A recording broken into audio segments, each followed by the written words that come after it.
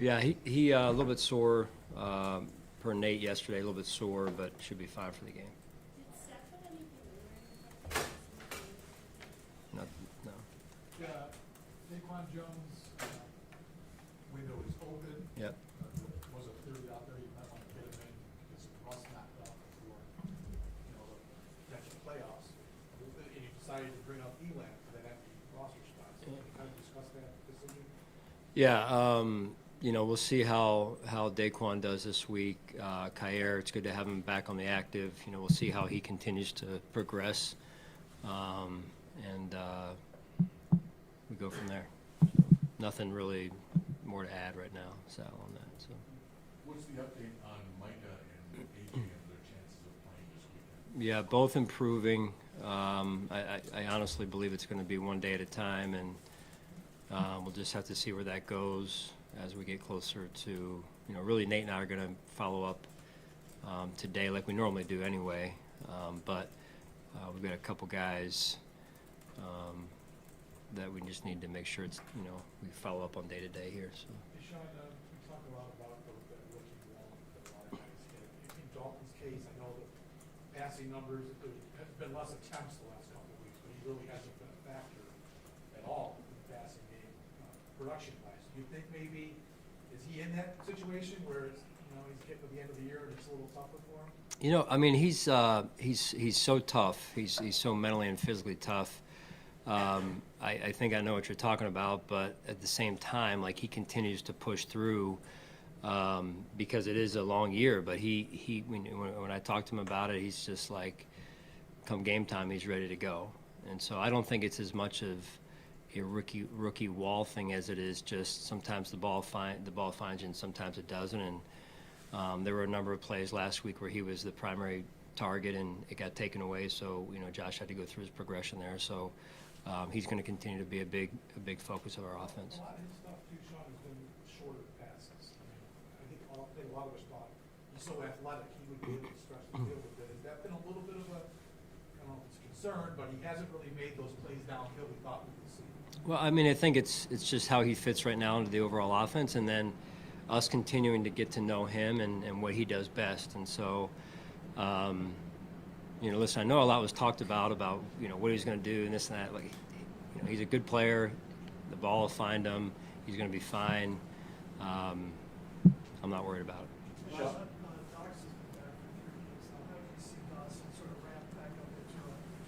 Yeah, and I think that's balancing that to Sal's question. I think is a week-to-week situation there with who gets what reps and so on and so forth. So Dawson had a big catch, a couple catches, but one in particular that was big in that last drive to win it last week. So I enjoy watching those two work and continue to get better.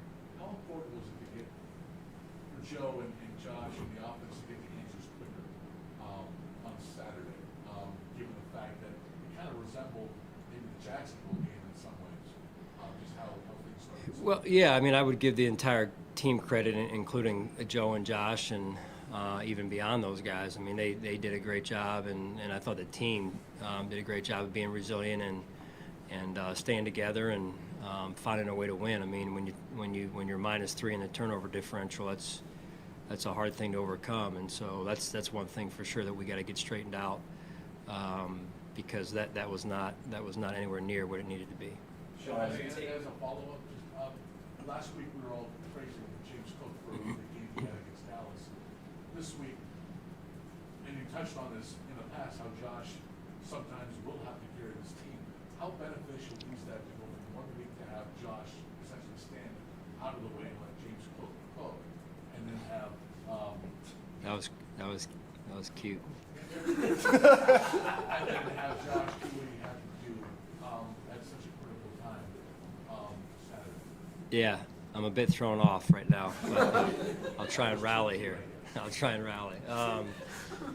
No, it's just really the players that are needing to make the plays when their opportunity comes up, they're stepping up. And James, the prior week, as you mentioned, John, and then Josh this past week, in particular on that last drive, and Dawson, Steph, Khalil, and I mean, it's when the opportunities present themselves, you gotta make the plays, and those guys are doing it. And that's a mindset too. And credit to those guys. Sean, I know you take every opponent, every game seriously, respect every opponent. How does losing to an opponent earlier in the season maybe even sharpen that focus the second time around? Well, I think you learn a lot going through any game, let alone in this case a loss like it was several weeks ago. And they're a good football team. As I've said before, records, the NFL is up for grabs every week. Records do not matter, and you watch the game that we've watched, and they played a good football team in Denver and beat them. And so I think they're playing good football. They're well coached, as we all know, and we have a lot of respect for what they've done here. Sean, there's no head coach that you've gone up against more than Belichick. I think this is 15 times now. How has he kind of molded you from a distance and trying to, kind of reach the apex that he has?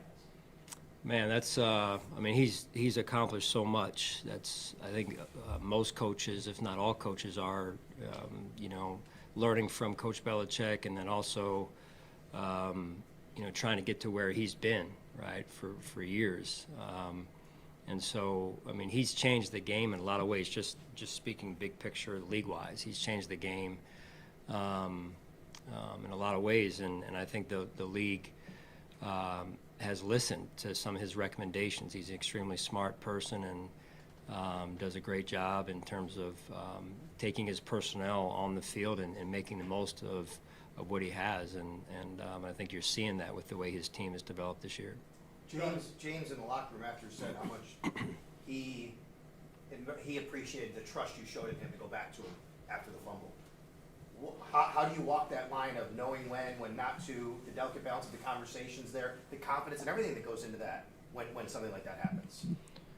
Well, I mean, like I mentioned, I think after the game it was a similar question about, why I didn't take the player or two out. And, I think when you go through things and you develop a relationship and you develop over the course, you develop a sample size, you build trust through that. And so one bad play at that point, when you have a larger sample than you do when the player is young, and just a smaller sample size, it's a little bit of a different situation, right? So that being said, though, it is a very serious, when you're putting the ball on the ground,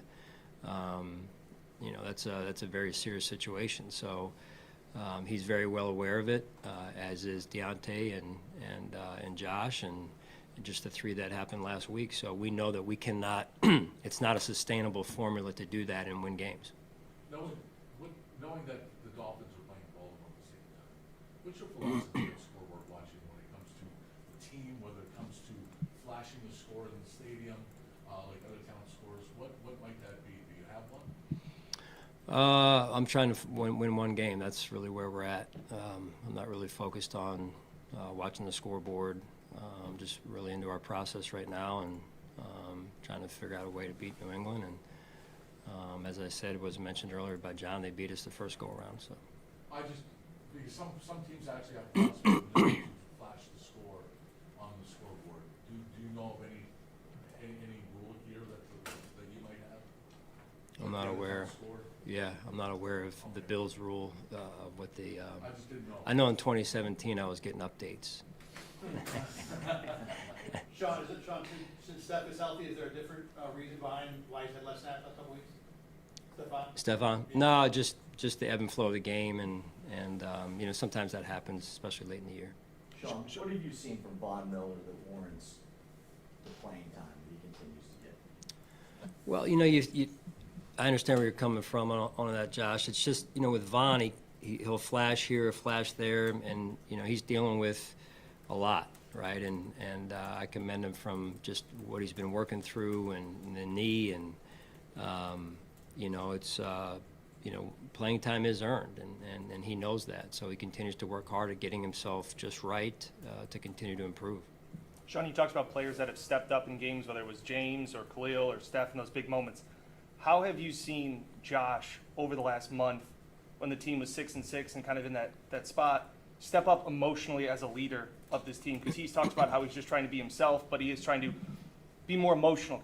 Wear his heart on his sleeve more. He says he thinks he's doing that more. Have you noticed that as a leader? I have, yeah. I mean, this is when you go through, when you share experiences, you're able to watch other people grow. They're able to watch you grow. In this case, we're able to see or watch our team grow collectively as one. And I think this team has started to come into its own and form its own identity. And that's been fun to watch, quite honestly. And just guys really sharing their true personalities and their love for one another. And it's been fun to watch that develop over the last couple of weeks. Josh driving that in particular, and his urgency, his vulnerability, his leadership, as you said. And I think that's usually as Josh goes, we go. When you see Khalil make a play like he did on that third down, where Josh mentioned you're kind of behind him a little bit, and he played a big spot and makes that play. That in the third quarter, talking about the third quarter one, yeah. Guy that kind of made the most of his opportunities, even though they maybe haven't been there every single week. How do you diagnose that and then figure out whether or not you want to give him more opportunities in an offense that has a lot of people that deserve opportunities? Yeah, I mean, I've said this before about Khalil. He does a great job of being him in terms of he's trustworthy, he's consistent, he's selfless in his approach, a great team player. I think if you pulled the locker room, I think most guys would say he's one of their favorite guys in the locker room and on this team, just because of how he carries himself and how he lives his life day in and day out. And that's why you see him making those key plays, because when things break down, Josh knows where to find him, and he's right where he needs to be. And I mean, another great play that probably goes unmentioned from the game was I think Steph was supposed to be on a play, and Trent Sherfield comes in and runs a route that is usually Steph's route, and knew the assignment, knew the detail, and it was actually on the same play. And I mean, that's how you win games, right? I mean, it's not always the plays or maybe always the star players, but it's what happens in between the plays. It's how the plays are run. It's the daily approach, and I think when you have a group of guys that really focus on just the process and not caring who gets the recognition, and that's when good things happen. And you're seeing that by the way the guys are playing and finishing plays and then finishing the game. How impressive is Christian Barmore? I'm sorry? How impressive is Christian Barmore? Yeah, very, very impressive.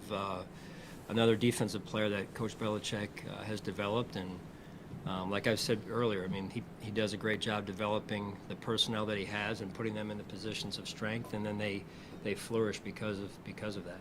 It's a follow-up on that. Do they move him around based on the opponent? Is that how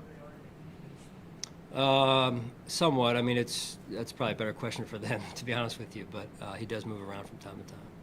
How do you assess the play of Leonard Fournette, his first game for you guys on Saturday? Give me that again. Leonard Fournette, just how do you assess his first game for you guys on Saturday? First game? Assess Leonard Fournette. Oh, Leonard Fournette. I got you. Okay, yeah. I'm sorry. This thing.